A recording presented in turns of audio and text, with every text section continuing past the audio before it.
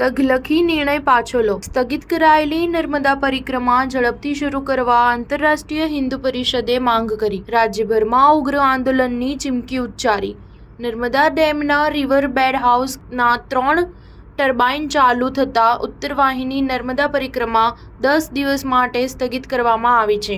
એને લઈને હિન્દુ સંગઠનોમાં રોષ જોવા મળી રહ્યો છે. આંતરરાષ્ટ્રીય હિન્દુ પરિષદે આજે કલેક્ટરને આવેદનપત્ર આપીને નર્મદા પરિક્રમા શરૂ કરવા માંગ કરી છે અને નર્મદા પરિક્રમા શરૂ નહીં કરાય તો રાજ્યભરમાં ઉગ્ર આંદોલનની ચીમકી ઉચ્ચારી છે. કલેક્ટર કચેરીમાં આંતરરાષ્ટ્રીય હિન્દુ પરિષદના કાર્યકરોએ નર્મદા પરિક્રમા શરૂ કરો તગલખી નિર્ણય પાછો લો ના સૂત્રોચ્ચાર કર્યા હતા. આંતરરાષ્ટ્રીય હિન્દુ પરિષદે કલેક્ટરને આપેલા આવેદનપત્રમાં જણાવ્યું છે કે નર્મદા જિલ્લામાં પૌરાણિક ઉત્તરવાહિની પરિક્રમા સદીઓથી ચાલતી આવે છે, જે સમગ્ર હિન્દુ સમાજ માટે આસ્થાનું કેન્દ્ર છે. પરંતુ માં નર્મદાની પરિક્રમા ન થાય એવા પ્રયત્નો સરકાર અને પ્રશાસન દ્વારા થઈ રહ્યા છે. ગત વર્ષે પણ પ્રશાસન દ્વારા યેનકેન પરાક્રમે પરિક્રમામાં હેરાનગતિ કરવામાં આવી હતી. આ વર્ષે પણ પ્રશાસન દ્વારા પરિક્રમા શરૂ થાય એ પહેલાથી જ એમાં હેરાનગતિ શરૂ કરી દીધી હતી. ત્યારબાદ સાધુ સંતો અને હિન્દુઓ દ્વારા વિરોધ થતા પરિક્રમા શરૂ કરવામાં આવી હતી. અમે કલેક્ટરને આવેદનપત્ર આપ્યું છે કે ઝડપથી નર્મદા પરિક્રમા શરૂ કરવામાં આવે.